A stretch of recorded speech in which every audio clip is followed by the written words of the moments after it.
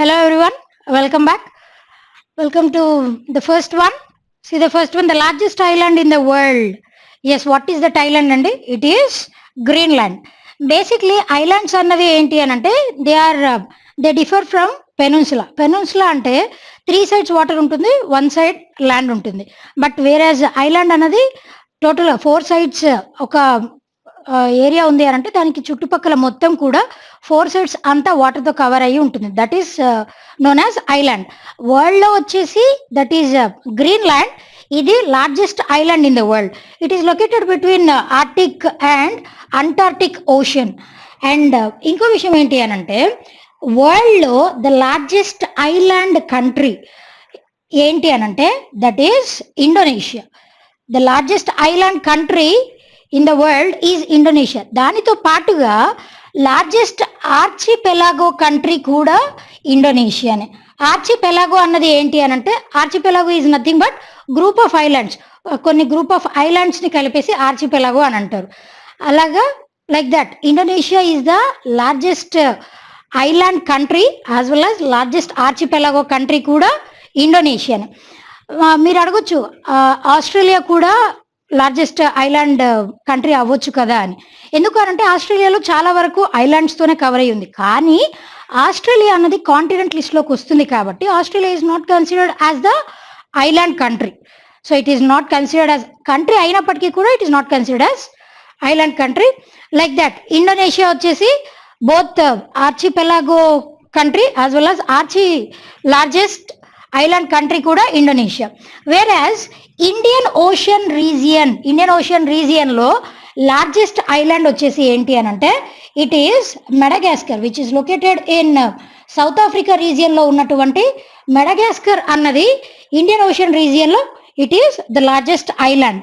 వేరాజ్ Mediterranean sea ఈ రీజియన్లో the largest island country ఏది అని అంటే it is Sicily. So these are all the countries. Sicily, which is in Italy, it is the largest island country in Mediterranean Sea. Indian Ocean region lo the largest island country vachesi it is Madagascar of South Africa. This is all about islands. Clear? Right. Next one. Same. Khelo India Youth Games 2020 held at, yes, ekkada nirvahinchadam jarigindandi. Those were held at Guwahati, Assam. రీసెంట్గా 2020లో జరిగినటువంటి Khelo India youth games అన్నవి those are the third edition youth games. First edition అన్నది 2018లో జరిగింది. That took place in New Delhi region.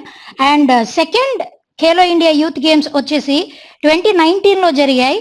Those were occurred at Pune, Maharashtra.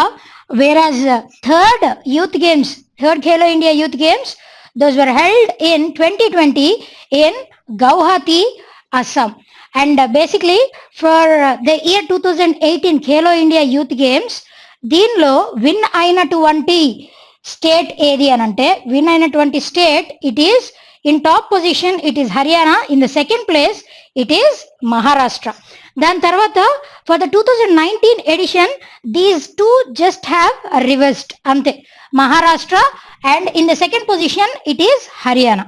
Whereas in the third Khelo India Youth Games that were held in 2020 in Guwahati, Assam, ఆ దానిలో కూడా మహారాష్ట్ర దాని యొక్క రికార్డ్ని అదే break చేసుకుంది.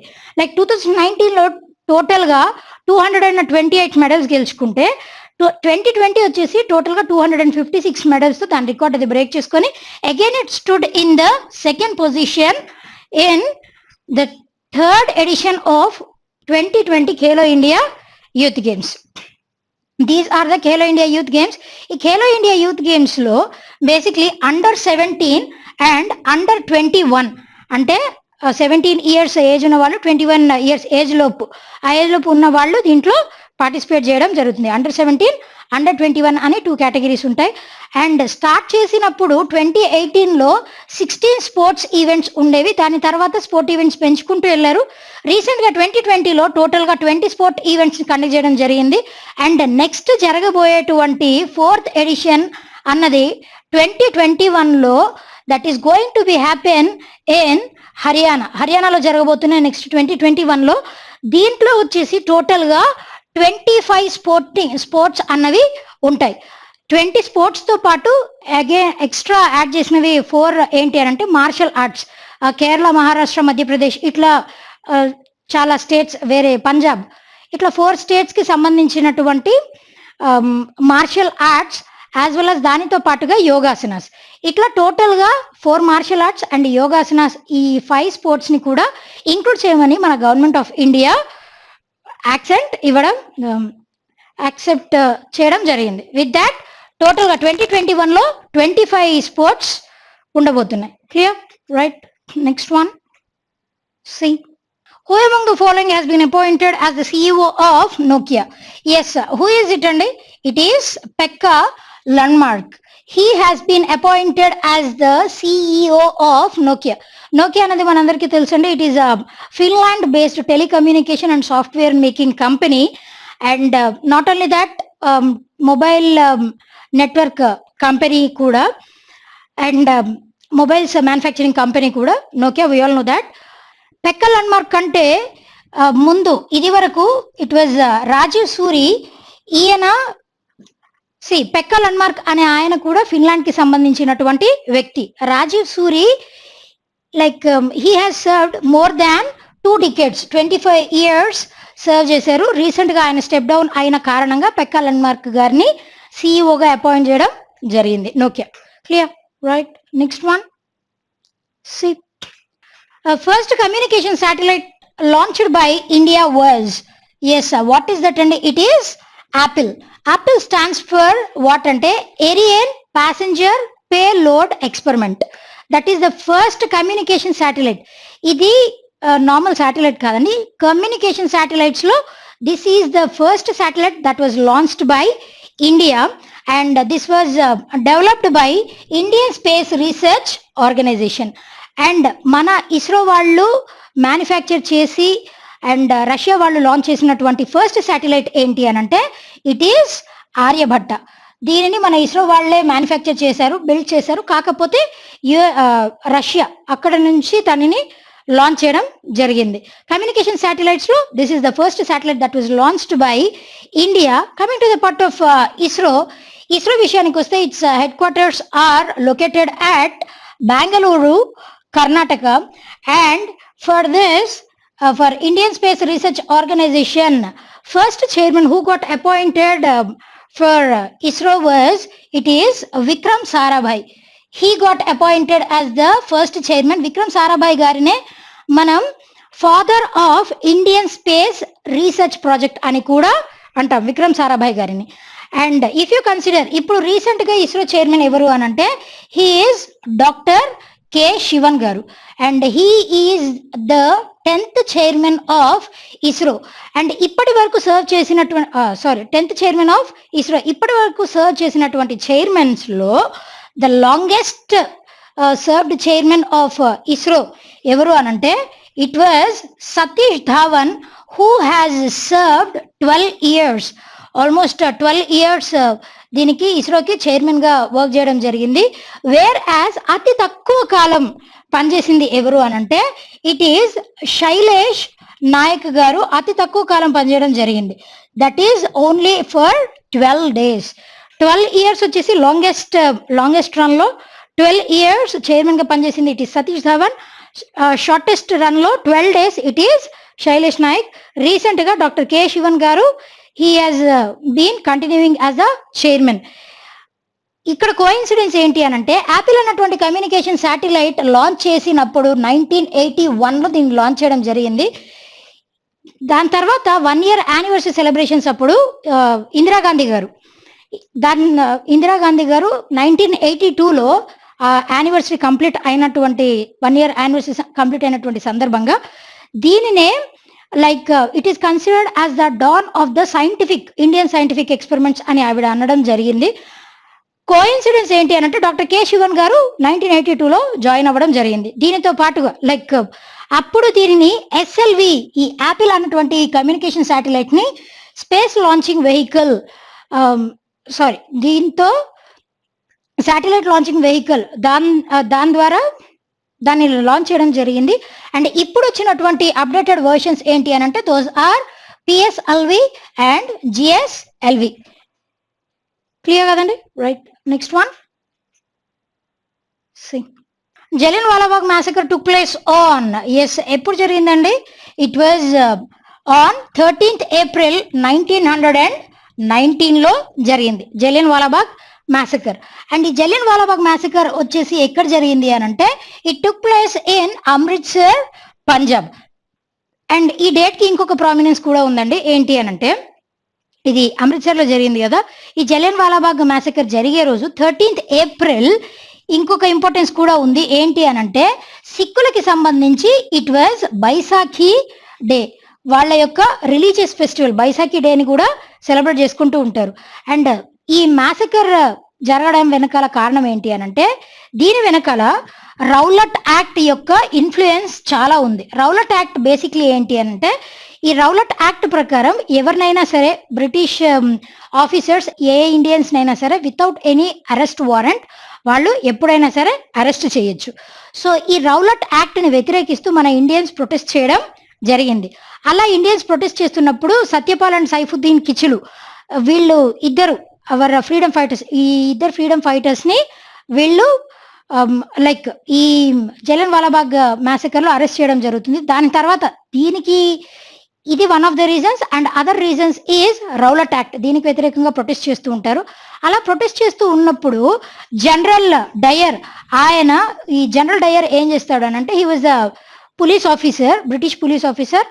ఆయన అక్కడ ఉన్న ఎవరైతే ప్రొటెస్ట్ చేస్తున్నారో వాళ్ళని ఫైర్ చేసేయండి అని చెప్పేసి ఆర్డర్స్ పాస్ చేయడం జరుగుతుంది.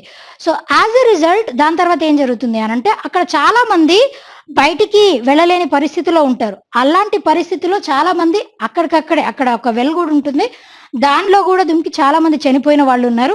So as a result nearly 400 Indians ఈ జలియన్వాలా బాగ్ మ్యాసకర్ వల్ల చనిపోవడం జరుగుతుంది జలియన్వాలా బాగ్ మ్యాసకర్ లో. So this is Jallianwala Bagh massacre that took place in Amritsar on 13th April 1919. Clear కదండి, రైట్.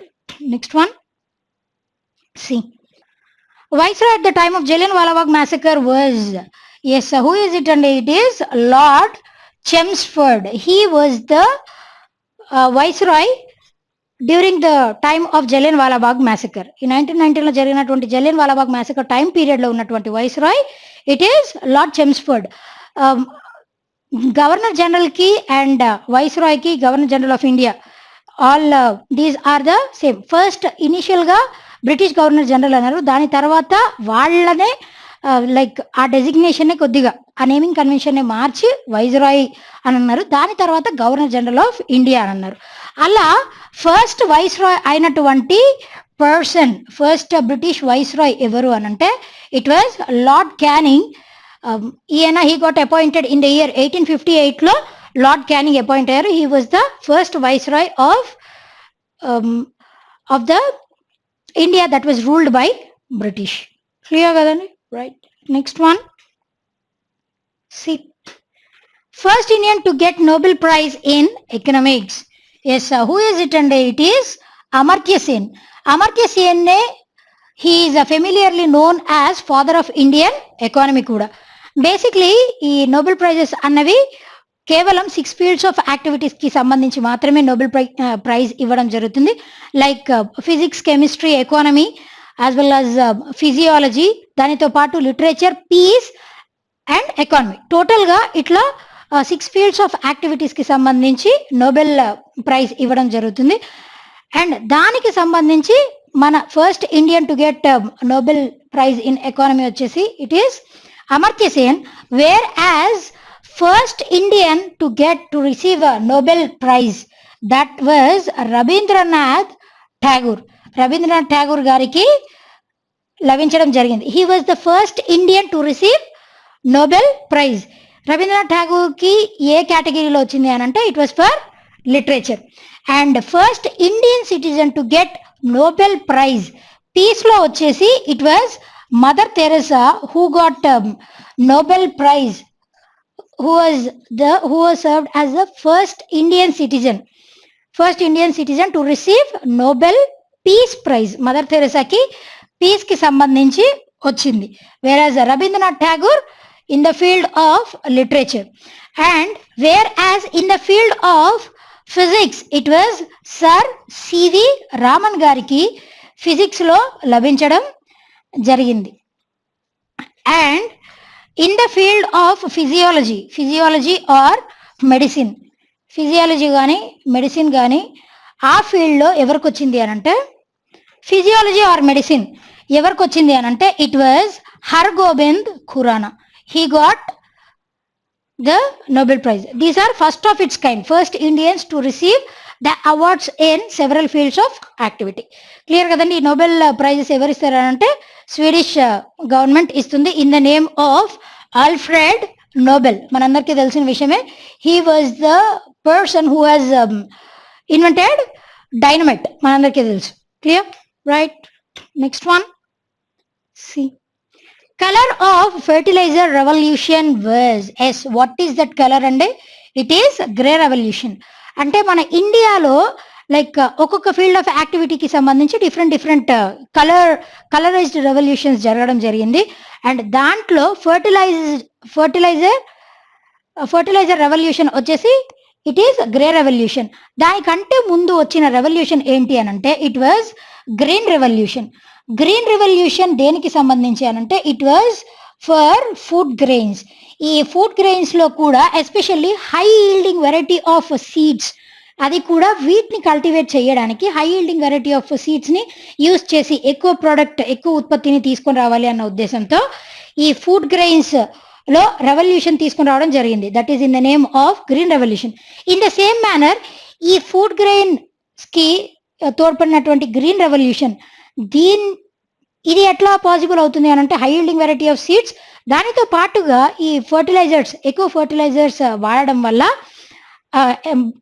సాయిల్ యొక్క పొజిషన్ ఏంటి, దాని యొక్క ఫర్టిలిటీ పొజిషన్ ఏంటి, దాని యొక్క ఫ్యూచర్ ఫర్టిలిటీ పొజిషన్ ఏంటి, దానిని బేస్ చేసుకొని ఈ ఫర్టిలైజర్ రెవల్యూషన్ అన్నది జరగడం జరిగింది. That is in the name of grey revolution. If you consider other revolutions, white revolution వచ్చేసి it was in the field of white revolution is related to milk, and blue revolution was related to fishes, and yellow revolution was related to oil seeds. yellow revolution వచ్చేసి oil seeds కి సంబంధించినటువంటి revolution. Whereas black revolution వచ్చేసి crude oil కి సంబంధించినటువంటి revolution. And వీటితో పాటుగా other revolutions like golden fibre revolution వచ్చేసి jute కి సంబంధించిన రెవల్యూషన్. దానితో పాటుగా సిల్వర్ ఫైబర్ రెవల్యూషన్ వచ్చేసి కాటన్ కి సంబంధించిన revolution. And one more thing that is pink revolution. ఈ పింక్ రెవల్యూషన్ అన్నది ఆనియన్స్ కి సంబంధించి యాజ్ వెల్ యాజ్ ప్రాన్స్ కి సంబంధించి యాజ్ వెల్ యాజ్ ఫార్మాసిటికల్స్, ఈ 3 ఫీల్డ్స్ ఆఫ్ కేటగిరీస్ లో పింక్ రెవల్యూషన్ అన్నది జరిగింది. These are several revolutions. Clear, right? Next one, see 65th Filmfare Award Best Movie is. Yes, what is that movie అండి? We all know that it is Gully Boy, and its director was Zoya Akhtar. It has directed, and recently for the first time ఈ 65th Amazon Filmfare award function అన్నది గౌహతి అస్సాంలో నిర్వహించడం జరిగింది. For the first time, that is out of Mumbai నుంచి బయట వేరే ప్రదేశంలో, that is Guwahati అస్సాంలో నిర్వహించినటువంటి first Filmfare, this 65th Filmfare awards. దాంట్లో గల్లీ బాయ్ ఇది వరకు ఫిల్మ్ఫేర్ అవార్డ్స్ లో రికార్డ్ క్రియేట్ చేసినటువంటి మూవీ ఏది అని అంటే with many awards, which has secured many awards. That film was Black, which was directed by Sanjay Leela Bhansali గారు డైరెక్ట్ చేసినటువంటి బ్లాక్ మూవీకి ఆల్మోస్ట్ 11 అవార్డ్స్ సాధించడం జరిగింది. అండ్ ఈ ఇయర్ జరిగినటువంటి ఫిల్మ్ఫేర్ అవార్డ్స్ గల్లీ బాయ్కి 13 అవార్డ్స్ సొంతం చేసుకొని దీని యొక్క రికార్డ్ని కూడా బ్రేక్ చేసినటువంటి మూవీ ఏది అని అంటే ఇట్ వాజ్ గల్లీ బాయ్. మనందరికీ తెలుసు actor and actress Ranveer Singh along with Alia Bhatt. Clear కదండి, right? Next one, see Constituent Assembly was assembled by, yes, who was it? And it is Dr. B.R. Ambedkar garu. B R Ambedkar గారిచే constituent assembly అన్నది assemble అవ్వడం జరిగింది. మనందరికీ తెలుసు మన ఇండియన్ కాన్స్టిట్యూషన్ అన్నది world లోనే ద లార్జెస్ట్ రిటర్న్ కాన్స్టిట్యూషన్. దానికి ఇంకా చాలా ఫీచర్స్ ఉన్నాయి. కాకపోతే దానితో పాటుగా దీనికోసం ఈ మన ఇండియన్ కాన్స్టిట్యూషన్ ని రచించడం కొరకు అసలు బీజం వేసింది ఎవరు అనంటే it was Manabendranath Roy. M N Roy అంటారు ఆయన్నే, మానవేంద్రనాథ్ రాయ్. ఎంఎన్ రాయ్ గారు ఏం చేశారు అనంటే ఈ కాన్స్టిట్యూయెంట్ అసెంబ్లీ అన్నది క్యాబినెట్ మిషన్ ప్లాన్, ఈ క్యాబినెట్ మిషన్ ప్లాన్ ద్వారా కాన్స్టిట్యూయెంట్ అసెంబ్లీ అన్నది ఫామ్ అవ్వడం జరిగింది. అంటే అసలు కాన్స్టిట్యూయెంట్ అసెంబ్లీ అంటే ఏంటి అని అంటే జనరల్గా ఇండియన్ కాన్స్టిట్యూషన్ ని మన రాజ్యాంగాన్ని ఏ విధంగా మనం డ్రాఫ్ట్ చేసుకోవాలి అండ్ దాంట్లో కావాల్సినటువంటి అమెండ్మెంట్స్ ఏంటి, దానికి సంబంధించినటువంటి చర్చని జరపడం కోసం ఈ కాన్స్టిట్యూయెంట్ అసెంబ్లీని ఫామ్ చేయడం జరిగింది ఒక ప్రదేశంలో. That was at New Delhi.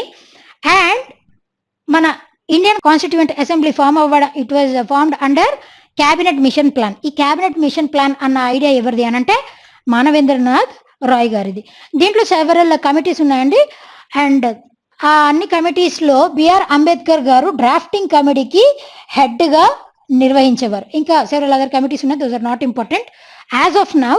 And constituent assembly ఎక్కడైతే దీని గురించి చర్చించుకుంటారో ఇప్పుడు కరెంట్ మన పార్లమెంట్ ఏదైతే ఉందో అదే ఒకప్పటి కాన్స్టిట్యూయెంట్ అసెంబ్లీ. ఇప్పుడు లైక్ లోక్సభ, రాజ్యసభ వీటి అన్నిటికి సంబంధించిన సమావేశాలు ఎక్కడైతే జరుగుతాయో దట్ ఈస్ ద పార్లమెంట్, అదే ఒకప్పటి కాన్స్టిట్యూయెంట్ అసెంబ్లీ. క్లియర్ కదండి? Right. Next one see. Okay, see the next one. Governor of Madhya Pradesh is, yes, who is it అండి? ఇట్ ఈస్ ఆనందీబేన్ పటేల్ గారు. రీసెంట్ గా ఈవిడకి మధ్యప్రదేశ్కి కూడా అడిషనల్ ఛార్జ్ ఇవ్వడం జరిగింది. According to our Indian constitution, మన ఇండియన్ కాన్స్టిట్యూషన్ ప్రకారం articles 153 to 162 these deals with ఈ గవర్నర్ని ఎవరు అపాయింట్ చేస్తారు అండ్ వాళ్ళ యొక్క విధి విధానాలు అన్ని కూడా ఈ ఆర్టికల్స్ ద్వారా పొందుపరచడం జరిగింది. గవర్నర్ అన్న పర్సన్ స్టేట్ లెవెల్లో ఉంటారండి, యాజ్ వెల్ యాజ్ ప్రెసిడెంట్ అన్న పర్సన్ సెంటర్ లెవెల్లో ఉంటారు. సో ఆ గవర్నర్కి వచ్చేసి ఆర్టికల్ 153 to 162, వైల్ ప్రెసిడెంట్ యొక్క నామినేషన్, ఆయన యొక్క అపాయింట్మెంట్ విధి విధానాలు అన్నీ కూడా ఆర్టికల్స్ 52 to 62 దీంట్లో పొందుపరచడం జరిగింది అండర్ పార్ట్ 5. ఇన్ పార్ట్ 5 ఇది వచ్చేసి పార్ట్ 6లో పొందుపరచడం జరిగింది. రీసెంట్గా మధ్యప్రదేశ్ ఆనందీబేన్ పటేల్ గారికి ఎందుకు ఇవ్వడం జరిగింది అని అంటే ఆవిడ ఆల్రెడీ ఉత్తరప్రదేశ్కి గవర్నర్గా వ్యవహరిస్తున్నారు. ఎవరినైనా సరే ఒక వ్యక్తిని గవర్నర్గా ఒక స్టేట్కి మాత్రమే కాదండి 2 or more స్టేట్స్కి కూడా ఒక వ్యక్తిని గవర్నర్గా నియమించవచ్చు కొన్ని సర్టెన్ కండిషన్స్లో. మధ్యప్రదేశ్ స్టేట్ గవర్నర్ అయినటువంటి లాల్జీ టండన్ గారు చనిపోయిన తర్వాత ఈవిడికి అడిషనల్ ఛార్జ్ ఇవ్వడం జరిగింది యాజ్ అ గవర్నర్. క్లియర్ కదండి? Right. Next one see. The chemical formula of hard water is, hard వాటరే కాదండి సాఫ్ట్ వాటర్ అయినప్పటికీ కూడా కెమికల్ ఫార్ములా ఆఫ్ వాటర్ ఏంటి అని అంటే H2O. అసలు ఇలా హాట్ వాటర్ సాఫ్ట్ వాటర్ అని ఎందుకు అంటాము అని అంటే హాట్ వాటర్లో ఎక్కువ శాతం మెగ్నీషియం అయాన్స్ ఉంటాయి. మెగ్నీషియం అండ్ కాల్షియం అవి కూడా పాజిటివ్ అయాన్సే. మెగ్నీషియం +2 క్యాటయాన్స్ ఎక్కువ ఉంటాయి అన్నమాట. Those are magnesium, calcium ions ఎక్కువగా ఉండడం వల్ల వాటర్లో హార్డ్నెస్ వచ్చేస్తుంది. జనరల్గా మీరు ఎప్పుడైనా సరే హాట్ వాటర్ అని ఎలా ఐడెంటిఫై చేస్తామనంటే లైక్ వాటర్ని బాయిల్ చేసామనుకోండి, కింద వెజల్లో లైక్ ప్రెసిపిటేట్, వైట్ ప్రెసిపిటేట్ అనేది ఫామ్ అవుతుంది. అది ఒకవేళ హాట్ వాటర్ అయితే వైట్ ప్రెసిపిటేట్ ఫామ్ అవ్వడం ఇట్లాంటివన్నీ జరుగుతాయి. అండ్ మున్సిపాలిటీస్లో జనరల్గా ఇట్లాంటి హాట్ వాటర్ని సాఫ్ట్ వాటర్గా మార్చాలి అనంటే ఏ మెథడ్ని యూజ్ చేస్తారు అనంటే లైమ్ సోడా మెథడ్ని యూజ్ చేసి ఆ హాట్ వాటర్, ఆ వాటర్లో ఉన్నటువంటి మెగ్నీషియం అండ్ కాల్షియం క్యాటయాన్స్ని రిమూవ్ చేసి సాఫ్ట్ వాటర్గా మార్చడం జరుగుతుంది. So this is hard water. It's chemical formula is H2O. Clear? Right. Next one see. Hope portal was launched by the state government. Yes, what is that state government? And it is Uttarakhand state government. It has launched this Hope portal. Hope, and it stands for help out people everywhere. అసలు ఈ portal ఎందుకు launch చేయడం జరిగింది అని అంటే, Uttarakhand state government వచ్చేసి, like మనందరికీ తెలుసు, ఈ పాండమిక్ సిచ్యువేషన్లో మైగ్రెంట్ వర్కర్స్ చాలా సఫర్ అవ్వడం జరిగింది. సో అలాంటి వాళ్ళకి హెల్ప్ చేయడం కోసం, అండ్ నాట్ ఓన్లీ దట్, ఉత్తరాఖండ్లో ఉన్నటువంటి అన్ఎంప్లాయిడ్ యూత్, ఈ అన్ఎంప్లాయిడ్ యూత్ని కూడా హెల్ప్ చేయాలి, ఎంప్లాయ్మెంట్ కల్పించాలి అన్న ఉద్దేశంతో ఈ పోర్టల్ని లాంచ్ చేయడం జరిగింది. సో దీని ద్వారా ఎవరైనా అన్ఎంప్లాయిడ్ యూత్ ఉంటే వాళ్ళ డేటాబేస్ అంతా కూడా ఈ పోర్టల్ ద్వారా పొందుపరచడం జరుగుతుంది. ఈ డేటాబేస్ అంతటిని కూడా ఆ ఉత్తరాఖండ్ రీజియన్లో ఉన్నటువంటి సెవరల్ కంపెనీస్ ఏవైతే ఉంటాయో అవి ఆ డేటాబేస్ నుంచి వాళ్ళకి కావాల్సినటువంటి వాళ్ళ క్వాలిఫికేషన్స్ని బట్టి వాళ్ళకి కావాల్సినటువంటి అన్ఎంప్లాయిడ్ యూత్ని ఎంప్లాయ్ చేసుకోవడం జరుగుతుంది. So that is the use of having hope portal that was launched by the state government Uttarakhand. And not only that, రీసెంట్గా ఉత్తరాఖండ్లో for the first time in India mass garden అన్నటువంటి గార్డెన్ని ఉత్తరాఖండ్లో ఉన్నటువంటి నైనిటాల్ డిస్ట్రిక్ట్లో ఫౌండ్ చేయడం జరిగింది. మాస్ గార్డెన్, ఈ mass అన్నటువంటి వాటిని ప్రిజర్వ్ చేయడం కోసం. ఈ మాస్ యొక్క స్పెషాలిటీ ఏంటి అని అంటే, కాటన్ కంటే కూడా ఎక్కువ అబ్జర్వ్ చేసుకుంటుంది, యాంటీసెప్టిక్ ప్రాపర్టీస్ ఎక్కువ ఉంటాయి. అందుకని ఈ మాస్ విచ్ ఆర్ ఫ్లవర్లెస్ ప్లాంట్స్, అటువంటి వాటిని కన్జర్వ్ చేయడం కోసం for the first time Nainital district, ఉత్తరాఖండ్లో ఉన్నటువంటి నైనిటాల్ డిస్ట్రిక్ట్లో మాస్ గార్డెన్ని స్టార్ట్ చేయడం జరిగింది. క్లియర్ కదండి? Right. Next one, see headquarters of United Nations organisations located at, those are located at New York, United States of America. United Nations organisations ఎప్పుడు found చేయడం జరిగింది అంటే 1945లో ఫౌండ్ చేశారండి. బేసిక్లీ ఈ యునైటెడ్ నేషన్స్ ఆర్గనైజేషన్లో మ్యాక్సిమం అంటే every country in the world, max to max ప్రతి కంట్రీ కూడా దీనిలో సభ్యత్వం తీసుకోవడం జరుగుతుంది. అసలు దీని యొక్క ముఖ్య విభాగాలు, ఒక 6 మెయిన్ ఆర్గాన్స్ ఉంటాయన్నమాట ఈ యునైటెడ్ నేషన్స్ ఆర్గనైజేషన్స్కి సంబంధించి.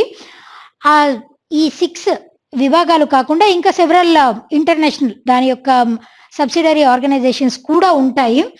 అండ్ ఇది చేసే పని ఏంటి అని అంటే, సపోజ్ దేశంలో లైక్ వరల్డ్ వైడ్ ఏదన్నా, ఇప్పుడు సపోజ్ కరోనా వైరస్ పాండమిక్ నే తీసుకోండి, దానికి సంబంధించి వ్యాక్సిన్ తయారవుతుందా లేదా, వ్యాక్సిన్ అందరికీ అందాలి అని అంటే ఏం చెయ్యాలి అన్నటువంటి దానిని చూసుకోవడానికి WHO ఉంది, international organization, that is world health organization. అవన్నీ ఇప్పుడు సపోజ్ ఏమన్నా ఇంకా ఫర్దర్గా ఏమన్నా ప్రాబ్లమ్స్, వరల్డ్ మొత్తం సఫర్ అయ్యే ప్రాబ్లం ఏదన్నా ఉంది, దానిని డీల్ చేయాలి అని అంటే it was dealt under United Nations organization ఆధ్వర్యంలోనే జరుగుతాయి. అండ్ WHO యొక్క హెడ్ క్వార్టర్స్ ఎక్కడ ఉంటున్నాయంటే, those are located at Geneva, Switzerland. And UNESCO యొక్క హెడ్ క్వార్టర్స్ ఎక్కడ ఉన్నాయి అని అంటే, those are located at Paris, France. And where as UNICEF వచ్చేసి ఇది కూడా its headquarters are located at New York, USA. And whereas Food and Agricultural Organisation ఇది వచ్చేసి its headquarters are located at Rome, Italy. And New York US లో ఇది మాత్రమే కాదండి, and one more headquarters are located, those are also located, those are United Nations Development Programme, దీని యొక్క headquarters కూడా New York US లోనే ఉన్నాయి. Clear? Right. Next one, C Lata Mangeshkar award was awarded recently to, yes, ఎవరికి award present చేయడం జరిగింది అండి? It was to Usha Mangeshkar గారు. లతా మంగేష్కర్ గారి యంగర్ సిస్టర్ అయినటువంటి ఉషా మంగేష్కర్ గారికి ఈ లతా మంగేష్కర్ అవార్డ్ ప్రజెంట్ చేయడం జరిగింది. We all know that Lata Mangeshkar గారు, she is a veteran singer and Bharat Ratna award too. దానితో పాటుగా ఈ అవార్డ్స్ని ప్రజెంట్ చేసేది ఏ గవర్నమెంట్ అంటే, మహారాష్ట్ర స్టేట్ గవర్నమెంట్ ఈ లతా మంగేష్కర్ అవార్డ్స్ని ప్రజెంట్ చేయడం జరుగుతుంది. యాజ్ ఉషా మంగేష్కర్ గారు మరాఠీ, హిందీ లాంగ్వేజెస్ మాత్రమే కాకుండా ఇంకా వైడ్ వెరైటీ ఆఫ్ లాంగ్వేజెస్లో ఇన్యూమరబుల్ సాంగ్స్ని కంపోజ్ చేయడం వల్ల, ఇన్యూమరబుల్ సాంగ్స్ని పాడడం వల్ల she got this award. Clear? Right. Next one, see the national income of India was calculated first by, ఎవరండి? ఇట్ ఈస్ దాదాబాయి నౌరోజీ గారు ఫర్ ద ఫస్ట్ టైం మన నేషనల్ ఇన్కమ్, ఇండియా యొక్క నేషనల్ ఇన్కమ్ ని క్యాలిక్యులేట్ చేసింది in the year 1876. ఇప్పుడు అంటే మనకి చాలా ఇండికేటర్స్ ఉన్నాయి, దానిని బేస్ చేసుకుని నేషనల్ ఇన్కమ్ ని క్యాలిక్యులేట్ చేయడం జరిగింది. కాకపోతే అప్పుడు దాదాబాయి నౌరోజీ గారు ఎలా క్యాలిక్యులేట్ చేశారు అని అంటే like agriculture income and non agriculture income, ఈ రెండింటిని బేస్ చేసుకొని ఈ నేషనల్ ఇన్కమ్ ని క్యాలిక్యులేట్ చేసి రిపోర్ట్ తయారు చేయడం జరిగింది. అండ్ దాని తర్వాత for the first time scientific method లో నేషనల్ ఇన్కమ్ ఆఫ్ ఇండియాని రూపొందించింది ఎవరు అనంటే వికేఆర్వి రావు గారు సైంటిఫిక్ మెథడ్ లో నేషనల్ ఇన్కమ్ ని క్యాలిక్యులేట్ చేయడం జరిగింది in the year 1931. Dadabhai Naoroji గారికి ఇంకొక పేరు ఏంటి? He is familiarly known as grand old man of India. We all know that grand old man of India అన్నది దాదాబాయి నౌరోజీ గారి యొక్క బిరుదు. నాట్ ఓన్లీ దట్, ఈయన మన ఇండియన్ నేషనల్ కాంగ్రెస్ ఐఎన్సికి 3 times ప్రెసిడెంట్ గా ఈయన వ్యవహరించడం జరిగింది.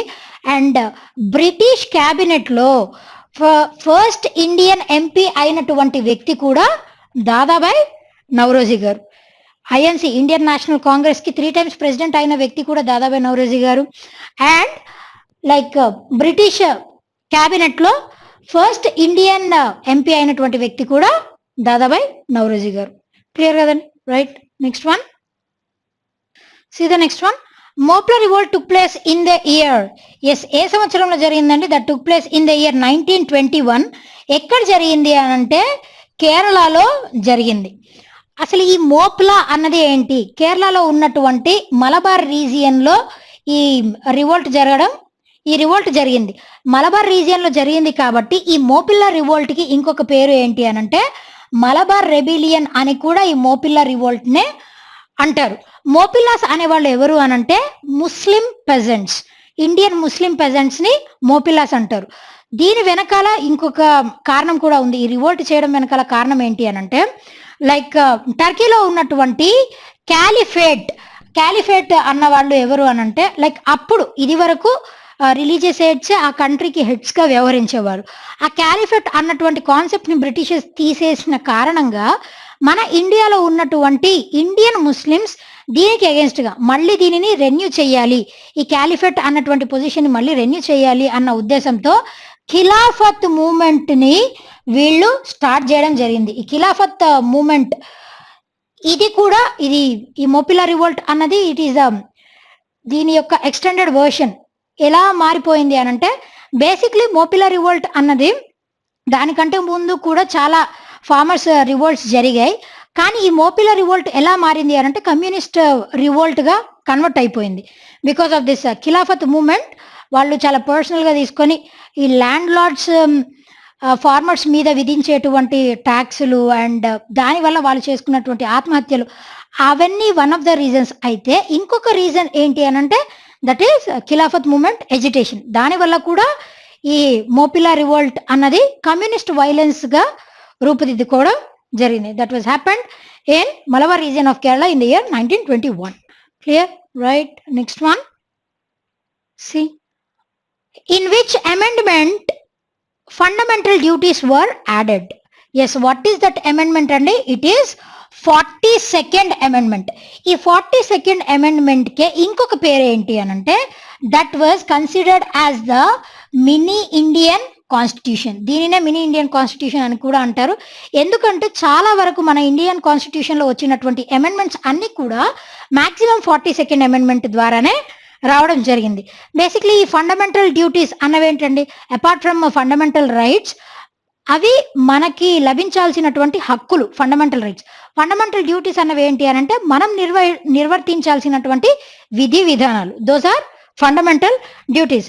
If you consider our Indian constitution, according to our Indian constitution fundamental rights అన్నటువంటి వాటిని దేనిలో మెన్షన్, ఆర్టికల్స్ ఏవి మెన్షన్ చేస్తాయనంటే those were mentioned in articles 12 to 35 fundamental rights అన్నవి. దాని తర్వాత directive principles of state policy వచ్చేసి ఆర్టికల్ 36 to 51. ఈ ఆర్టికల్ 36-51 అనేవి directive principles of state policy deal చేస్తాయి.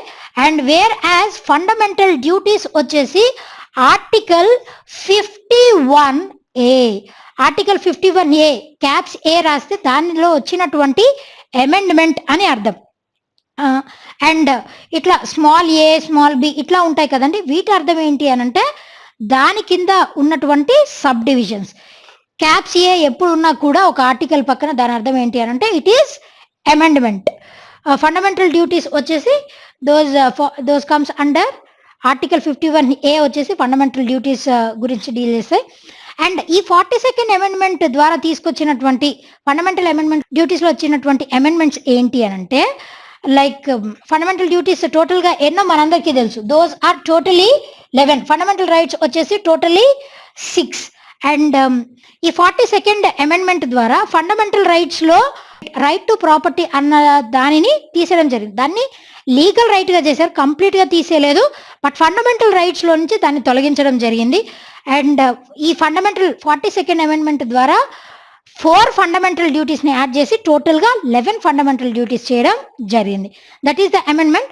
అండ్ మేజర్గా అమెండ్మెంట్స్ 42 అమెండ్మెంట్స్లో ఏం జరిగాయి అని అంటే మన ఇండియన్ ప్రియాంబుల్, మన ఇండియన్ కాన్స్టిట్యూషన్కి ప్రియాంబుల్ ఉంది కదండి, ఆ ప్రియాంబుల్లో ఐ హియర్ డిక్లేర్స్ అని చెప్పేసి ఒక పెద్ద 2-3 లైన్స్ ఉంటాయి కదా, దాంట్లో కొన్ని వర్డ్స్ని యాడ్ చేయడం జరిగింది. ఆ కొన్ని వర్డ్స్ ఏంటి అని అంటే those are socialist, secular and integrity. ఈ 3 వర్డ్స్ని 42nd అమెండ్మెంట్ ద్వారా యాడ్ చేయడం జరిగింది మన ఇండియన్ కాన్స్టిట్యూషన్, మన ప్రియాంబుల్కి. And not only that, high court judges, supreme court judges వాళ్ళ యొక్క పవర్స్ని కూడా ఈ 42nd అమెండ్మెంట్ ద్వారా తగ్గించడం, రెడ్యూస్ చేయడం జరిగింది.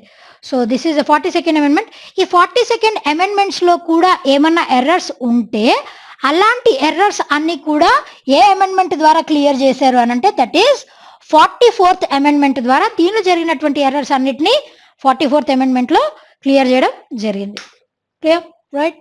Next one, see, the visible layer of the sun is known as, yes sir, what is that? And it is photosphere. If you consider it is the sun, suppose sun అనుకోండి, like సన్లో కూడా different layers ఉంటాయి.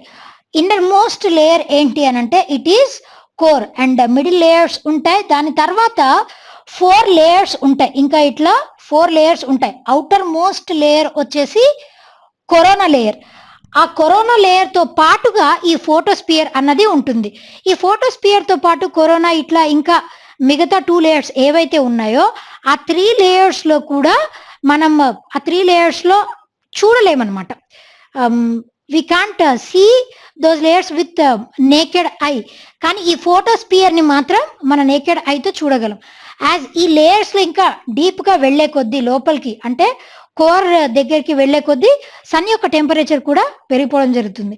Sun యొక్క speciality ఏంటంటే మన solar సిస్టంలో he plays major role.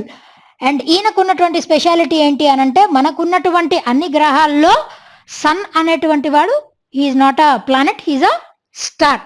Clear, right? Next one, deficiency of vitamin D causes. దీనివల్ల ఏం రోగం వస్తుంది అని అంటే దట్ ఈస్ రికెట్స్. దీనివల్ల లైక్ బోన్స్ బ్రిటిల్ అయిపోవడం ఇలాంటివన్నీ జరుగుతాయి రికెట్స్లో. లైక్ దీని యొక్క వైటమిన్ డి యొక్క సైంటిఫిక్ నేమ్ ఏంటి అని అంటే ఇట్ ఈస్ క్యాల్సిఫెరల్. టోటల్గా మనకి 2 వెరైటీస్ ఆఫ్ వైటమిన్స్ ఉన్నాయి కదండి, those are fat soluble vitamins and water soluble vitamins అని 2 వెరైటీ ఆఫ్ వైటమిన్స్ ఉన్నాయి. అండ్ వైటమిన్ ఏ, బిలో కూడా 12 వెరైటీస్ ఆఫ్ వైటమిన్స్ ఉన్నాయి. దాంతో పాటుగా vitamin C, that is also known as ascorbic acid. And vitamin A వచ్చేసి రెటినాల్ అంటాం. Below మళ్ళీ B1, B2, థైమిన్, రిబోఫ్లావిన్, ఇలా B12 వరకు, సైనకోబాలమిన్ వరకు డిఫరెంట్ వైటమిన్స్ ఉన్నాయి. వేరేజ్ వైటమిన్ డి యొక్క సైంటిఫిక్ నేమ్ వచ్చేసి calciferol. Vitamin E and vitamin K, vitamin E వచ్చేసి దాని యొక్క scientific name tocopherol. And vitamin K ప్రతి దానికి దాని యొక్క డెఫిషియన్సీని బట్టి డిఫరెంట్ డిసీజెస్ వస్తూ ఉంటాయండి. అదే వైటమిన్ ఏ రెటినాల్ దాని యొక్క డెఫిషియన్సీ వల్ల నైట్ బ్లైండ్నెస్, కలర్ బ్లైండ్నెస్ ఇట్లాంటి డిసీజెస్ ఐకి సంబంధించిన డిసీజెస్ వస్తాయి. బి అయితే చాలా వైడ్ వెరైటీస్ ఆఫ్ డిసీజెస్, ఒక్కొక్క వైటమిన్కి ఒక్కొక్క డిసీజ్ ఉంటుంది. సి వచ్చేసి వైటమిన్ సి డెఫిషియన్సీ యొక్క డిసీజ్ ఏంటి అని అంటే ఇట్ ఈస్ స్కర్వీ డిసీజ్ వస్తుంది. వైటమిన్ సి డెఫిషియన్సీ ఉంటే, డి ఉంటే it is calciferol. Vitamin E ఉంటే ఏంటి అని అంటే న్యూరాన్ రిలేటెడ్ ప్రాబ్లమ్స్ వస్తాయి. అండ్ వైటమిన్ కే దేనికి యూజ్ అవుతుంది అని అంటే బ్లడ్ క్లాటింగ్కి యూజ్ అవుతుంది వైటమిన్ కే. క్లియర్ కదండి? Right. Next one, see. Who is the current CM of Gujarat? Current CM of Gujarat ఎవరండి? It is Vijay R Rupani గారు. విజయ్ ఆర్ రూపాణి గారు. He is serving as the chief minister of Gujarat. Basically chief మినిస్టర్ని ఏ article ప్రకారం, like మన Indian కాన్స్టిట్యూషన్లో ఏ ఆర్టికల్ ప్రకారం అపాయింట్ చేయడం జరుగుతుంది అని అంటే it is article 164 that deals with the appointment and his or her duties as a CM, chief minister of a state. రీసెంట్గా మధ్యప్రదేశ్ మార్చిలో జరిగినటువంటి ఎలక్షన్స్, మధ్యప్రదేశ్ ఎలక్షన్స్లో రీసెంట్గా మధ్యప్రదేశ్ యొక్క చీఫ్ మినిస్టర్ ఎవరు అని అంటే ఇట్ వాజ్ శివరాజ్ సింగ్ చౌహాన్ గారు రీసెంట్గా ఎలక్ట్ అవ్వడం జరిగింది. అండ్ దానితో పాటుగా లాంగెస్ట్ సర్వింగ్ సీఎం ఎవరు అని అంటే ఒడిషా సీఎం అయినటువంటి నవీన్ పట్నాయక్ గారు. He is treated as the longest serving CM since the year 2000 year నుంచి ఇప్పటి వరకు still he is serving as the chief minister of Odisha. Like that he is considered as the longest serving chief minister for the state Odisha. If you consider మన India విషయానికి వస్తే టోటల్గా like టోటల్గా మన ఇండియాలో ఉన్నటువంటి స్టేట్స్లో ఎన్ని స్టేట్స్కి సీఎంస్ ఉన్నారు అని అంటే 31 స్టేట్స్కి సీఎంస్ ఉన్నారు. ఈ 31లో 28 వచ్చేసి స్టేట్స్ అండ్ 3 వచ్చేసి యూనియన్ టెరిటరీస్. ఆ 3 యూనియన్ టెరిటరీస్ ఏంటి అని అంటే one is new Delhi, other one is Jammu and Kashmir and other one is Puducherry which is early known as Pondicherry, that is Puducherry. ఈ 3 కూడా యూటీస్. కేవలం 3 యూటీస్ మాత్రమే ఉన్నాయని నేను అనట్లేదండి. ఇప్పుడు ఉన్నటువంటి టోటల్ 9 యూటీస్లో అవుట్ ఆఫ్ 9 యూటీస్ ఈ 3 యూటీస్కి మాత్రం సీఎం ఉన్నారు. జనరల్గా యూటీస్కి సీఎం ఉండరు. కాకపోతే ఈ 3 యూటీస్కి మాత్రం లెజిస్లేటివ్ అసెంబ్లీ ఉంది. దేర్ బై చీఫ్ మినిస్టర్స్ కూడా ఉన్నారు. ఢిల్లీ, జమ్మూ అండ్ కాశ్మీర్కి ఇంకా సీఎం లేరండి. పుదుచ్చేరికి మాత్రం సీఎం, చీఫ్ మినిస్టర్ ఉన్నారు. యూటీస్ అయినప్పటికీ కూడా ఆ 3 యూటీస్కి లెజిస్లేటివ్ ఉంది. And excluding Jammu and Kashmir రెండిట్లో మాత్రం CM was there. Clear? Right. Next one, C. Founder of Swaraj party was. ఈ స్వరాజ్ పార్టీ యొక్క ఫౌండర్ ఎవరున్నారు అంటే 2 persons అండి. వన్ ఈజ్ మోతీలాల్ నెహ్రూ గారు and other one is Chittaranjan Das. CR Das and Motilal Nehru గారు, who is the father of Jawaharlal Nehru గారు, వీళ్ళిద్దరు స్వరాజ్ పార్టీ యొక్క ఫౌండర్స్. అండ్ ఈ స్వరాజ్ పార్టీకి ఇంకొక పేరు ఏంటి అని అంటే Congress Khilafat Swaraj party. This is another name for Swaraj party. దీని యొక్క బ్యాక్గ్రౌండ్ ఏంటి అని అంటే బేసిక్లీ ఈ స్వరాజ్ పార్టీ అన్నది ఎందుకు ఫౌండ్ చేయాల్సి వచ్చింది అని అంటే 1920లో మనందరికీ తెలుసు మన మహాత్మా గాంధీ గారు లీడర్ అయ్యి 1920లో నాన్ కోఆపరేషన్ మూవ్మెంట్ని స్టార్ట్ చేయడం జరిగింది. ఆ నాన్ కోఆపరేషన్ మూవ్మెంట్ జరుగుతున్నటువంటి సందర్భంలోనే 1922లో లైక్ చౌరీ చౌరా ఇన్సిడెంట్ జరిగింది కదండి. ఆ చౌరీ చౌరా ఇన్సిడెంట్ ద్వారా లైక్ మన ఫ్రీడమ్ ఫైటర్స్ బ్రిటిష్ పోలీస్ ఆఫీసర్స్ని కాల్ చేయడం జరుగుతుంది. దానివల్ల మన వాళ్ళని కూడా చాలా మందిని చంపడం జరుగుతుంది. ఇలా పోలీస్ స్టేషన్ మీద దండెత్తిన కారణంగా ఇట్లా రెబిలియన్గా మారడం వల్ల చౌరీ చౌరా ఇన్సిడెంట్ వల్ల 1922లో మన మహాత్మా గాంధీ గారు ఏం చేశారు అని అంటే నాన్ కోఆపరేషన్ మూవ్మెంట్ని అబ్రప్ట్గా ఆపేయడం జరిగింది. సడన్గా ఆపేశారు. అట్లా 1922లో ఆపేయడం ద్వారా ఏం జరిగింది అని అంటే లైక్ ఈ మోతీలాల్ నెహ్రూ, సిఆర్ దాస్ గారు వీళ్ళు నాన్ కోఆపరేషన్ మూవ్మెంట్లో ఇంకా మేము పార్టిసిపేట్ చేయమని చెప్పేసి బయటకు వచ్చేసి స్వరాజ్ పార్టీ, మన సెల్ఫ్ రూల్ మనమే తెచ్చుకోవాలి అని వాళ్ళ ఓన్ మెథడ్స్తో స్వరాజ్ సెల్ఫ్ రూల్ని సాధించుకోవాలన్న ఉద్దేశంతో స్వరాజ్ పార్టీని ఎస్టాబ్లిష్ చేయడం జరిగింది. Clear? Right. Next one. See which one is used as a moderator in nuclear fission reactor? What is that అండి? It is D2O, that is nothing but deuterium. దీనినే ఇంకొక పేరు ఏంటి అని అంటే it is heavy water. Heavy water అని కూడా దీనికి ఇంకొక పేరు. బేసిక్లీ న్యూక్లియర్ ఫిషన్, న్యూక్లియర్ రియాక్టర్స్లో జరిగేటువంటి న్యూక్లియర్ ఫిషన్ అనేది ఏంటి అని అంటే లైక్ న్యూట్రాన్స్ ఉంటాయి కదండి, అవి విచ్ఛిన్నం. ఫిషన్ అంటే విచ్ఛిన్నం, స్ప్లిట్ అయ్యి దాని ద్వారా న్యూక్లియర్ ఎనర్జీ ప్రొవైడ్ అవుతుంది, దాని ద్వారా కరెంట్ పవర్ అన్నది ప్రొడ్యూస్ అవుతుంది. That is nuclear fission. Nuclear fusion అంటే ఏంటి అని అంటే న్యూట్రాన్స్ అన్నీ కూడా లైక్ కలిసిపోతాయి, ఫ్యూజ్ అయిపోయి న్యూక్లియర్ ఎనర్జీని లిబరేట్ చేస్తాయి. That is nuclear fusion. It is nuclear fission అంటే విచ్ఛిన్నం జరగడం. ఇలా జరిగే ప్రాసెస్లో ఏమవుతుంది అని అంటే ఈ న్యూట్రాన్స్ని స్టెబిలైజ్ చేయాలి. న్యూట్రాన్స్ స్టెబిలైజ్ చేయకపోతే వాటి యొక్క విచ్ఛిన్నం ఇంకా ఉధృతి దారుస్తుంది. సో వాటిని ఒకానొక స్టేజ్లో వాటిని స్టెబిలైజ్ చేయడం కోసం న్యూట్రాన్స్ని ఈ డ్యూటెరియం అనేటువంటి మోడరేటర్ని యూజ్ చేస్తారు. కొన్ని సందర్భాల్లో కూల్ చేయడానికి కూలెంట్గా కూడా ఈ డ్యూటెరియంని వాడడం జరుగుతుంది. క్లియర్ కదండి? Right. Next one. C Madhya Pradesh governor who expired recently was, yes who is it అండి? ఇట్ ఈస్ లాల్జీ టాండన్ గారు. ఈవిడ రీసెంట్గా లైక్ లంగ్ ప్రాబ్లమ్స్, దానికి సంబంధించిన ప్రాబ్లమ్స్ ఈవిడ చనిపోవడం జరిగిందండి సడన్గా.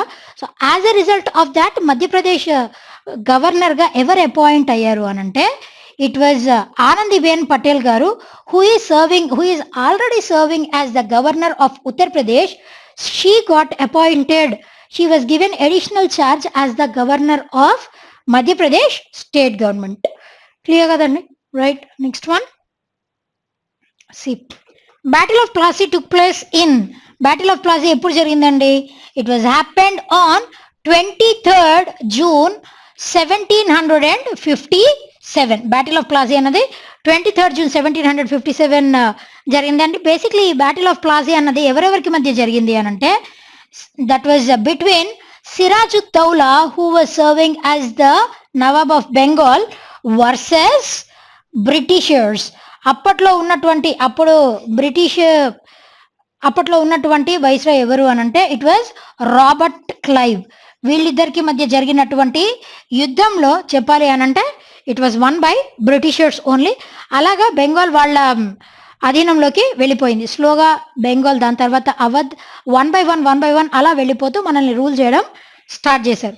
1757లో జరిగింది సిరాజుద్దౌలా వర్సెస్ రాబర్ట్ క్లైవ్. దీని వెనకాల చాలా హిస్టరీ ఉందండి. లైక్ బ్యాటిల్ ఆఫ్ ప్లాసీ జరగడానికి మెయిన్ కారణం ఏంటి అని అంటే దస్తక్స్. ఈయన లైక్ మన సిరాజుద్దౌలా గారు దస్తక్స్ని ఇష్యూ చేస్తారు. దస్తక్ ద్వారా ఏంటి అని అంటే ఒక ఫర్మాన్, రాయల్ ఆర్డర్ని ఇష్యూ చేస్తారు.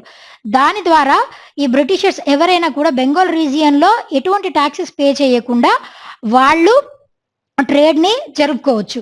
ఈ ట్రేడ్ పాసెస్, దస్తక్స్ అనేవి ట్రేడ్ పాసెస్. ఈ ట్రేడ్ పాసెస్ ఎట్లా అయిపోయాయనంటే అవి కరప్షన్కి గురయ్యి ఇంకా చాలా దారుణమైన స్థితి రూపుదాల్చుకుంది. సో దానిని తెలుసుకున్నటువంటి సిరాజుద్దౌలా వీళ్ళ మీద యుద్ధాన్ని ప్రకటించడం జరిగింది. ఇట్లా ఈ యుద్ధంలో కూడా చాలా మంది చనిపోయారు Indians.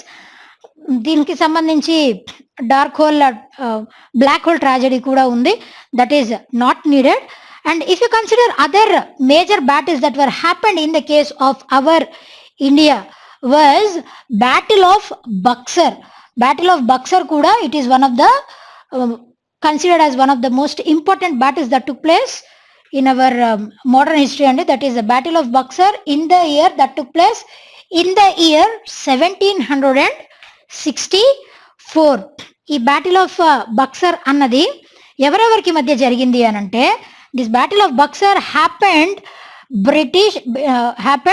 British versus 3 persons, Nawab of Bengal, Nawab of Awadh and Shah Alam. వీళ్ళ ముగ్గురు వర్సెస్ బ్రిటిష్ కి మధ్య బ్యాటిల్ ఆఫ్ బక్సర్ అన్నది జరిగింది. దీనితో పాటుగా అదర్ ఇంపార్టెంట్ బ్యాటిల్స్ ఉన్నాయండి. Those are battle of Panipat. ఈ బ్యాటిల్ ఆఫ్ పానిపట్ లో 3 బ్యాటిల్స్ ఉన్నాయండి. పానిపట్ అన్నది ఒక ప్రదేశం, హర్యానాలో పానిపట్ ఈజ్ అ రీజియన్. ఆ ప్లేస్ లో పానిపట్ యుద్ధం జరిగింది కాబట్టి బ్యాటిల్ ఆఫ్ పానిపట్ అనడం జరుగుతుంది. సో ఈ ఫస్ట్ బ్యాటిల్ ఆఫ్ పానిపట్ అన్నది 1526 లో జరిగింది అండి. And second battle of Panipat వచ్చేసి 1556 లో జరిగింది. And whereas third battle of Panipat వచ్చేసి 1761 లో జరిగింది. So these are 3 battle of Panipats that were happened in India. First battle of Panipat ఎవరెవరికి మధ్య జరిగింది అని అంటే, it was between Birbal versus Ibrahim Lodis. Lodis లో సల్తనేట్స్ లో లోడీస్ కూడా ఒక డైనాసిటీ అండి. లోడీస్ లో ద లాస్ట్ లోడీ వచ్చేసి ఇబ్రహీం లోడీ. బీర్బల్ వర్సెస్ ఇబ్రహీం లోడీ, దాని తర్వాతనే మొఘల్ రూల్ వస్తుంది. That is between Birbal and Ibrahim Lodi. దాని తర్వాత సెకండ్ బ్యాటిల్ అన్నది ఎవరెవరికి మధ్య జరుగుతుంది అని అంటే, that was happen between Akbar versus Hemu. అక్బర్కి హేముకి మధ్యలో సెకండ్ బ్యాటిల్ ఆఫ్ పానిపట్ జరిగింది. And third battle of Panipat వచ్చేసి that was happen between Ahmad Shah Abdali. Ahmad Shah Abdali versus Marathas. వీళ్ళిద్దరి మధ్య ఈ థర్డ్ బ్యాటిల్ ఆఫ్ పానిపట్ జరిగింది. So these are several important battles that took place in our modern history. Clear? Right. Next one. See the next one. Salary of Vice President of India is ఎంత అనంటే it is 4 lakhs అండి. మన ఇండియాలో వచ్చేసి the second highest paid official it is మన vice president గారు. And the first topmost highest paid official ఎవరు అనంటే it is president. That is 5 lakh rupees. That was his salary. And president యొక్క elections, the articles which dealt were Article 52 to Article 62. These articles deals with the appointment and his functions. President yokka functions gurinchi that was mentioned in Article 52 to Article 62 in Part 5. Whereas in Part 6 నేను చెప్పాను కదండి, centre లెవెల్లో president ఉంటారు, as well as state లెవెల్లో governor ఉంటారు. Those articles were Article 151 to 162 and that comes under Part 6. Clear kada? Right. Next one. See. Headquarters of BARC located at. Yes, where are its headquarters located? And those are located at Mumbai. BARC అన్నది ఏంటి అంటే బాబా atomic research centre. Initially ఇది found చేసినప్పుడు atomic energy establishment, like atomic energy establishment Trombay, AEET అన్నటువంటి పేరుతో దీనిని found చేయడం జరిగిందండి. మన బాబా గారినే father of Indian atomic research project అని కూడా అంటారు. ఆయన ఎప్పుడైతే చనిపోయారో, ఆయన చనిపోయిన తర్వాత 1860s ఆయన చనిపోయిన తర్వాత ఈ Bhabha atomic energy establishment Trombay కాస్త బాబా అటామిక్ రీసెర్చ్ సెంటర్గా నేమింగ్ కన్వెన్షన్ చేంజ్ చేయడం జరిగింది. అంటే అటామిక్ ఎనర్జీ దానికి సంబంధించినటువంటి ఎక్స్పెరిమెంట్స్, ఏవైనా రీసెర్చ్ అవన్నీ కూడా ఎక్కడ జరుగుతాయంటే those are conducted at BARC. Clear? Right. Next one. See silent valley national park is located in. Yes, ఈ సైలెంట్ వ్యాలీ నేషనల్ పార్క్ ఎక్కడ ఉంది అని అంటే it was located in Palakkad district of Kerala. కేరళలో ఉందండి. లైక్ ఈ నేషనల్ పార్క్, దీనికి silent valley national park అన్న పేరు ఎందుకు వచ్చింది అని అంటే, దీంట్లో లైక్ చిర్చిర్ అన్నటువంటి చిర్పింగ్ సౌండ్ చేసేటువంటి ఆర్కనాయిడ్స్ అవి ఇక్కడ ఉండవు. చిర్పింగ్ ఆర్కనాయిడ్ ఇన్సెక్ట్స్ అలాంటివన్నీ కూడా ఈ సైలెంట్ నేషనల్ పార్క్ లో ఉండవు. చిర్చిర్ అని సౌండ్స్ చేసేటువంటి ఇన్సెక్ట్స్ ఉండవు. అందుకని చెప్పేసి సైలెంట్ వ్యాలీ నేషనల్ పార్క్ అని దానికి పేరు రావడం జరిగింది. అండ్ నాట్ ఓన్లీ దట్, ఇప్పటి వరకు మన ఇండియాలో టోటల్గా ఎన్ని నేషనల్ పార్క్స్ ఉన్నాయంటే as of now totally 104 national parks ఉన్నాయి. And the first national park that was established was at Uttarakhand. అదొచ్చేసి హెయిలీ నేషనల్ పార్క్. ఇది వరకు ఫౌండ్ చేసినప్పుడు దానిని హెయిలీ నేషనల్ పార్క్ అనేవారు. దానికే ఇంకొక అదర్ నేమ్ ఏంటి అనంటే Jim Corbett national park which was in Uttarakhand. Jim Corbett అనేటువంటి న్యాచురల్ కన్జర్వేషనిస్ట్, ఆయన వైల్డ్ లైఫ్ కన్జర్వేషనిస్ట్, ఆయన పేరు మీదుగా దాని యొక్క హైలీ నేషనల్ పార్క్ కి వేరే నేమ్ ఇవ్వడం జరిగింది. క్లియర్ కదండి? Right. Next one, C outer layer of human brain is known as, what is it called అంటే it is dura matter. Basically total గా లైక్ మన హ్యూమన్ బ్రెయిన్ లో వచ్చేసి 3 లేయర్స్ ఉంటాయండి. లైక్ ఆ లేయర్స్ అన్నిటినీ కలిపి ఏమంటాము అనంటే those were known as meninges. వాటిని మెనింజెస్ అంటాము. దాంట్లో ఉన్నటువంటి అంటే మన హ్యూమన్ బ్రెయిన్ లో ఉన్నటువంటి మెంబ్రెయిన్స్ అన్నిటినీ కలిపేసి మెనింజెస్ అంటాం. That is one of the thing. And 3 parts ఉన్నాయండి దీంట్లో. ఆ పార్ట్స్ ఆర్ డిఫరెంట్. 3 లేయర్స్ ఉన్నాయండి. Cerebrum, cerebellum, medulla oblongata, those are parts. అవి కాకుండా ఈ 3 లేయర్స్ ఏంటి అనంటే see this is outermost layer and inner layer వచ్చేసి pia matter. Inner layer it is pia matter. And middle layer వచ్చేసి it is arachnoid. Middle layer ని arachnoid అంటాం. So these are the 3 layers of human brain. ఈ human brain లో major గా ఒక major part ఉంది. ఏంటి అనంటే ఇట్ ఈస్ న్యూరాన్స్. కొన్ని వేల న్యూరాన్స్ ని కలిపితే మన హ్యూమన్ బ్రెయిన్ అవుతుంది. That is neurology. Okay. Nephrons are different. Nephrons అన్నవి కిడ్నీ రిలేటెడ్ థింగ్స్. న్యూరాన్స్ అన్నవి the essential units of human brain, that is neuron.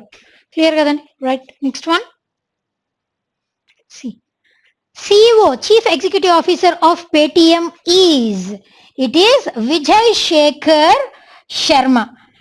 Vijay Shekhar Sharma garu, he was the CEO of Paytm, and we all know that he was the founder and both CEO of Paytm. Paytm annadi manandariki telusu. Paytm అన్నది మన Indian based e-commerce platform. So we all know that through Paytm what can be done. So no need to explain I think. దానికి the CEO it was Vijay Shekhar Sharma. He was the CEO as well as founder of Paytm. Clear? Right. Next one, see host country of G20 summit 2020.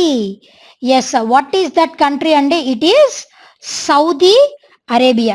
Riyadh, Saudi Arabia is the host country of G20 summit.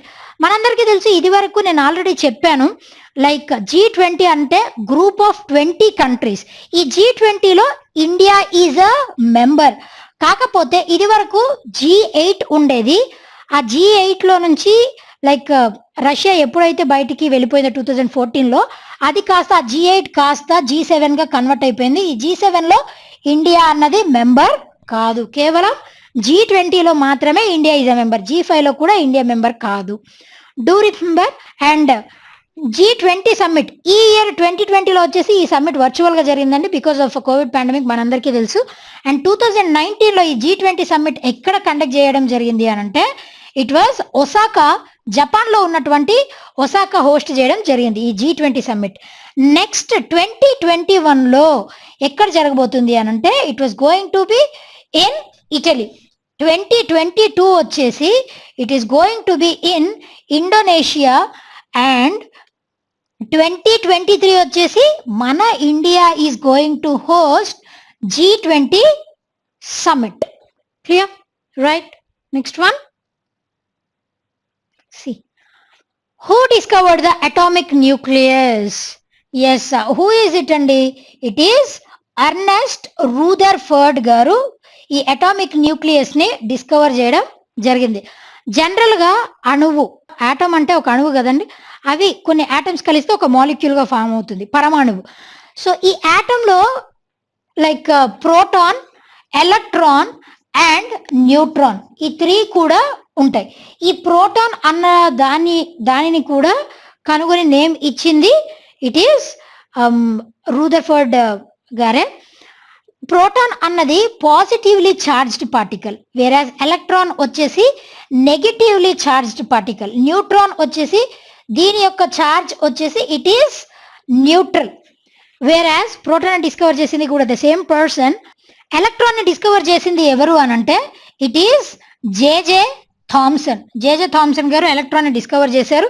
And whereas neutron ని discover చేసింది ఎవరు అని అంటే it is Robert Chadwick. Robert Chadwick గారు neutron ని discover చేయడం జరిగింది. This is atomic nucleus. General గా సెల్స్ లో, లివింగ్ సెల్స్ లో ఉండేటువంటి యూకారియోటిక్ సెల్స్ లో ఉన్నటువంటి న్యూక్లియస్, దానిని డిస్కవర్ చేసింది it was Robert Brown. That was different and atomic nucleus is entirely different. Clear, right? Next one, see on which river Nathpa Chakri project was constructed? Yes, ఏ river అండి? It is river Sutlej. River Sutlej అన్నది ఏ river యొక్క tributary? ఇప్పుడు ఒక నది ఉన్నాయనంటే దానికి ఉపనదులు కూడా చాలా ఉంటాయి కదండి. ఇండస్ రివర్, మన ఇండస్ రివర్ కి టోటల్ గా ఎన్ని ట్రిబ్యూటరీస్ ఉన్నాయండి? ఎన్ని ఉపనదులు ఉన్నాయి? Those are 5. కంప్లీట్ గా 5 ట్రిబ్యూటరీస్ ఉన్నాయి దీనికి. ఆ 5 ట్రిబ్యూటరీస్ వచ్చేసి రావి, చీనాబ్, ఝీలం, సట్లెజ్ అండ్ బియాస్. రావి, చీనాబ్, ఝీలం, సట్లెజ్ అండ్ బియాస్, ఈ 5 అన్నవి ఇండస్ రివర్ యొక్క ట్రిబ్యూటరీస్. మనందరికీ తెలుసు. ఈ పేరు మీదగానే ఇండస్ వ్యాలీ సివిలైజేషన్ కూడా వచ్చింది. ఎందుకు అనంటే ఆ రివర్, ఆ నది ఒడ్డునే అప్పట్లో Indus Valley Civilisation time period లో పీపుల్ ఉన్నారు కాబట్టి, దానికే ఈ రివర్ నది ఒడ్డున ఉన్నారు కాబట్టి ఆ సివిలైజేషన్ కి, ఆ నాగరికతకి పేరు Indus Valley Civilisation. That is different. So ఈ సట్లెజ్ రివర్ మీదగానే ఈ నాథ్పా చక్రి ప్రాజెక్ట్ అన్న దాన్ని కన్స్ట్రక్ట్ చేయడం జరిగింది. బేసిక్లీ ఈ నాథ్పా చక్రి ప్రాజెక్ట్ అన్నది దేని కొరకు అనంటే హైడ్రో ఎలక్ట్రిక్ పవర్ ని జనరేట్ చేయాలి అన్న ఉద్దేశంతో ఈ ప్రాజెక్ట్ ని ఈ రివర్ మీద కన్స్ట్రక్ట్ చేయడం జరిగింది. Clear? Next one,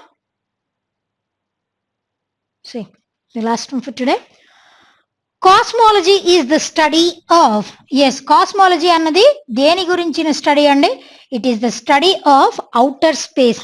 basically cosmology అన్నది it is a Greek word. ఈ గ్రీక్ వర్డ్ దానిని మనం బైఫర్కేట్ చేస్తే కాస్మోస్ అంటే ఏంటి అనంటే అవుటర్ స్పేస్, లోగియా అంటే ఏంటి అనంటే స్టడీ ఆఫ్. జనరల్ గా బయాలజీ కూడా చూసుకోండి, బయోస్ అండ్ లోగోస్ అని అంటాం. That is study of living cells. Biology is different. And zoology వచ్చేసి it is the study of animal species. That is zoology. ఇట్లా. అండ్ ఇందాకే చెప్పాను neurology, it is the study of neurons. Nephrology study of nephrons. Like that botany, zoology, cosmology, like this. అసలు ఈ cosmology అన్నది ఏంటి అని అంటే astronomy, astrology both 2 are different things. ఈ కాస్మాలజీ విషయానికి వస్తే మన యూనివర్స్ అన్నది ఎట్లా ఆవిర్భవించింది, ఆ యూనివర్స్ ఆవిర్భవించిన తర్వాత దాని యొక్క కరెంట్ పొజిషన్ ఏంటి, ఫ్యూచర్ పొజిషన్ ఏంటి, దాని యొక్క ఆవిర్భావం, దాని గురించినటువంటి స్టడీనే cosmology. And coming to the part of astrology, astrology విషయానికి వస్తే it is a pseudo science. అంటే ఆస్ట్రానమీ వచ్చేసి ప్లానెట్స్, గ్రహాలు, వాటి యొక్క మూమెంట్స్, దాన్ని స్టడీ చేస్తే అది ఆస్ట్రానమీ. అలా కాకుండా వాటిని బేస్ చేసుకొని సూడో సైన్స్ అంటే జాతకాలు, జాతక చక్రాలు, వాటి యొక్క బిహేవియర్ని బేస్ చేసుకొని జాతకాలని గనక తెలియజేస్తే దానిని అది ఆస్ట్రాలజీ కిందకు వస్తుంది. క్లియర్ కదండి? Okay, well, that's all for today. Until we meet in our next session, be fit, be consistent, and thank you.